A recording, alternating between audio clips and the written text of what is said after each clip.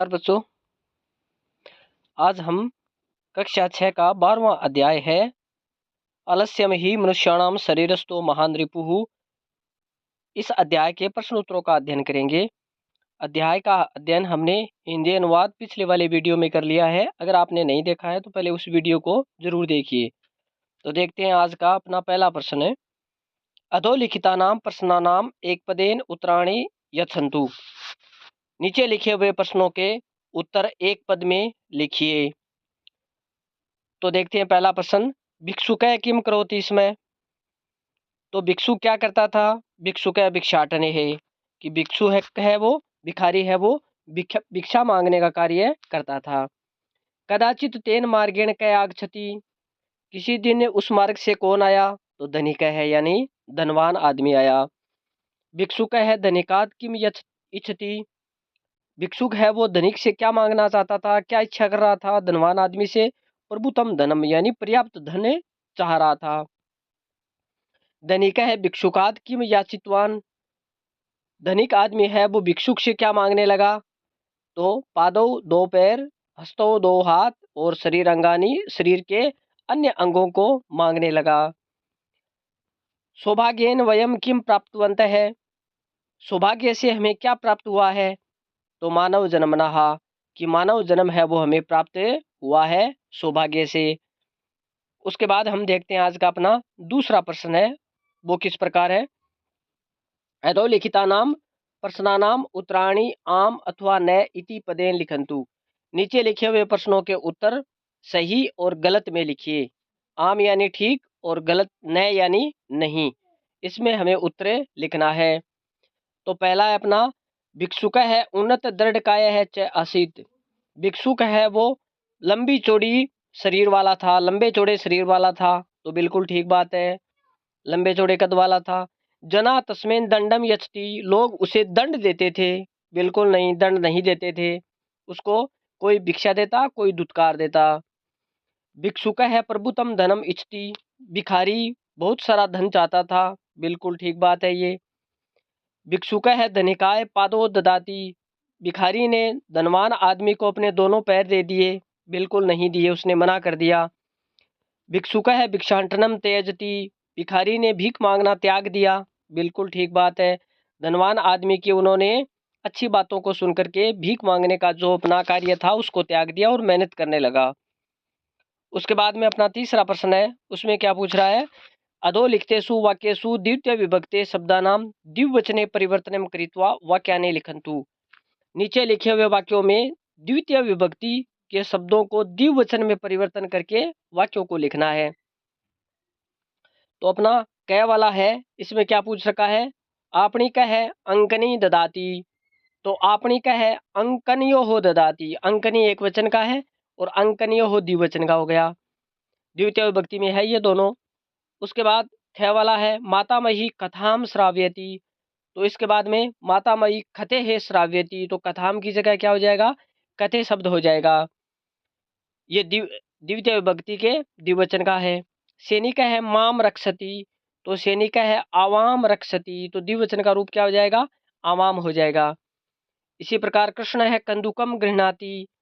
तो इसके बाद में कृष्ण है कंदुकम गृह्णाति, ये शब्द बन जाएगा। उसके बाद में कंदुकम की जगह कंदुके हो जाएगा। ये शब्द है यहाँ पर गलत, कंदुके शब्द आ जाएगा। छात्र श्लोकम पठती। तो छात्र श्लोकौ पठती हो जाएगा, द्विवचन का रूप हो जाएगा अपना छात्र श्लोकौ पठती। श्लोकौ पठती हो जाएगा। उसके बाद हम आगे देखते हैं अपना जो चौथा प्रश्न है, उसमें क्या पूछा है। चित्रम दृष्ट्वा द्वितीय विभक्ति वाक्यानि रचयन्तु। चित्र को देख करके द्वितीय विभक्ति में हमें शब्द है उनको भरना है। तो अपना पहला जो शब्द है वो क्या है, बालिका विद्यालयम गच्छन्ति। तो यहाँ पर शब्द हो जाएगा अपना बालिका विद्यालयम। विद्यालयम जो शब्द है ये द्वितीय विभक्ति का हो जाएगा। उसके बाद में पक्षिण है फलम फले फलानी। तो यहाँ पर फलानी शब्द हो जाएगा ये द्वितीय विभक्ति का। उसी प्रकार हम देखते हैं आगे। तीसरा प्रश्न है अपना, तीसरा जो वाक्य है वो क्या है। शिक्षक है पाठयति। तो यहाँ पर पाठम शब्द आ जाएगा, पाठम द्विवचन का हो जाएगा। उसके बाद में यहाँ पर आगे वाले जो वाक्य है इसमें मालाम शब्द आ जाएगा। उसी प्रकार हम देखते हैं आगे, अहम, लेखनीम या कलमम दोनों शब्द हैं, इसमें से कोई सा भी शब्द है वो अपना आ सकता है इस वाक्य के अंदर। उसके बाद हम देखते हैं पांचवा अपना प्रश्न है, इसमें क्या पूछ रखा है, कोष्ठ के विद्यमानाम शब्दाम द्वितीय विभक्ते एक वचन रूपेण सह वाक्यानि लिखन्तु।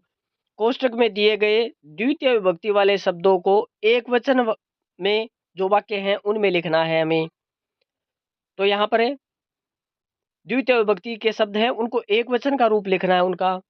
तो छात्राः पठन्ति, तो यहाँ पर है छात्राः, यहाँ पर ग्रंथ शब्द है, इसकी हमें एक वचन में रूप लिखना है तो ग्रंथम शब्द आ जाएगा। छात्रा ग्रंथम पठन्ति, जो हमारे ब्रैकेट में लिखा हुआ शब्द है उसी में हमें एक वचन का रूप उसी का लिखना है। उसके बाद बालकाः कथा लिखन्ति, तो यहाँ पर कथा शब्द है, इसमें एक वचन का रूप लगाना है तो कथाम आ जाएगा, कथाम लिखन्ति। उसी प्रकार रमा लेखनी क्रीणाति, तो यहाँ पर जो अपना लेखनी शब्द है उसमें एक वचन लिखना है तो यहाँ पर आ जाएगा लेखनीम, रमा लेखनीम क्रीणाति। उसी प्रकार शिक्षक है, अस्मद शब्द है आ गया और पाठयति आ गया, तो अस्मद शब्द का हम एक वचन में लिखेंगे तो माम आ जाएगा, माम शब्द है वो आ जाएगा एक वचन में। उसी प्रकार अर्जुन है नदी पश्यति, तो अर्जुन है नदीम पश्यति, तो नदीम शब्द आ जाएगा अपना एक वचन का। उसी प्रकार हम आगे वाला देखते हैं, चय वाला है, उसमें क्या पूछ रखा है, मातामही रजनी आहवयति, तो यहाँ पर रजनी शब्द है उसमें हो जाएगा मातामही रजनीम आहवयति, तो यहाँ पर रजनीम शब्द आ जाएगा। उसी प्रकार अहम युष्मद नमस्करोमि, तो अहम युष्मद के स्थान पर एक वचन का तवाम नमस्करोमि हो जाएगा, तवाम शब्द आ जाएगा यहाँ पर। उसी प्रकार कृषक है, क्षेत्र है कृष्टि, तो यहाँ पर क्षेत्र का एक वचन में हो जाएगा क्षेत्रम शब्द। उसी प्रकार अपना आगे वाला शब्द है वो हमारे सामने दिया हुआ है, वो क्या है, यहाँ पर जो पर्यटक है जय वाला शब्द जो वाक्य है वो क्या है, पर्यटक है कन्याकुमारी गच्छति, तो यहाँ पर पर्यटक है कन्याकुमारी में हो जाएगा, यहाँ पर गच्छति एक वचन का रूप हो जाएगा। उसी प्रकार चित्रकार है चित्र रचयति, तो यहाँ पर चित्रकार है चित्रम रचयति हो जाएगा, चित्रम रचयति, ये एक वचन का रूप बन जाएगा। उसी प्रकार हमारा जो छठा वाक्य है उसमें क्या पूछ रखा है वो हम देखते हैं, द्वितीय विभक्ते एकवचन शब्दानां बहुवचने परिवर्तनम कृत्वा वाक्यानि रचयन्तु। द्वितीय विभक्ति के एक वचन शब्दों को बहुवचन में परिवर्तन करके वाक्यों की रचना करो। तो यहाँ पर हमारे सामने जो कै वाला वाक्य दिया हुआ है वो क्या है, अरुण है, यानी एक वचन शब्दों को बहुवचन शब्दों में परिवर्तन करना है। अरुण है दूरवाणी नयति, तो अरुण है दूरवाणी ही नयति, तो यहाँ पर दूरवाणी ही शब्द आ जाएगा। उसी प्रकार पिता लेखनीम आनयति, तो यहाँ पर लेखनीम शब्द के स्थान पर हो जाए पिता लेखनी ही आनयति। उसी प्रकार जननी पाकम पचती, तो यहाँ पर जननी पाकानी पचती, तो पाकानी शब्द आ जाएगा यहाँ पर किसका, बहुवचन का शब्द पाकानी। उसी प्रकार माता में है माम बोधयति, तो माम के स्थान पर बहुवचन का हो जाएगा अस्मान बोधयति। उसी प्रकार अग्रजा त्वाम आहवयति, तो यहाँ पर अग्रजा युष्मान आहवयति, तो युष्मान शब्द आ जाएगा यहाँ पर, तो ये बहुवचन वाला हो जाएगा। उसी प्रकार हम आगे देखते हैं, हमारा जो आगे वाला प्रश्न है इसमें क्या है, अधः प्रदत्तं चित्रम दृष्ट्वा द्वितीय विभक्ते प्रयोगम कृत्वा 10 वाक्यानि रचयन्तु।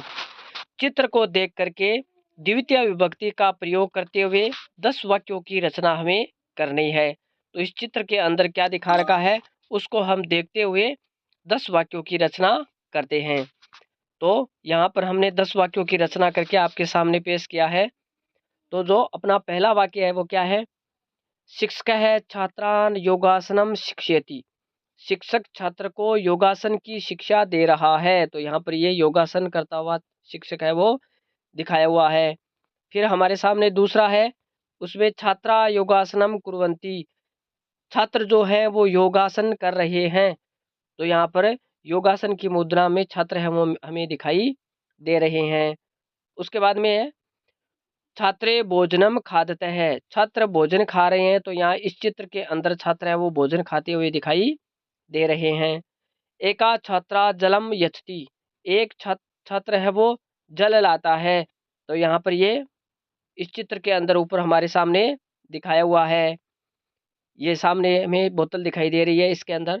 उसके बाद में गए एका छात्रा जलम यच्छति ते मिलित्वा भोजनम खादते हैं, वे सब मिल करके भोजन खा रहे हैं, तो यहाँ पर सब मिल करके क्या कर रहे हैं, भोजन खाते हुए दिखाई दे रहे हैं। उसके बाद में हमारे सामने है एक बालक कंदुकम क्षिप्ति, एक बालक गेंद फेंक रहा है, तो ये हमारे सामने बालक है वो गेंद फेंकते हुए दिखाई दे रहे हैं। उसके बाद में हमारे सामने है बालकाः कंदुक क्रीडाम क्रीडंती, 6 वाला हमारे सामने ऑप्शन दिया हुआ है, इसके अंदर क्या दिखा रखा है कि बालकाः कंदुक क्रीडाम क्रीडंती। उसके बाद में जय वाला है बालकः संगणकम पश्यति, बालक है वो कंप्यूटर देख रहा है, तो यहाँ पर ये वाक्य आ जाएगा। उसके बाद में जय वाला है विद्यालये विशालम क्रीड़ा क्षेत्रम अस्ति, विद्यालय के अंदर एक बड़ा सा खेल का मैदान है। उसके बाद में यह वाला हो जाएगा विद्यालये उन्नताः वृक्षाः सन्ति। तो इस प्रकार कुल मिलाकर के हमारे सामने हमने ये वाक्य है वो कंप्लीट कर लिए हैं। तो इसके प्रश्न उत्तरों का हमने अध्ययन किया है। धन्यवाद।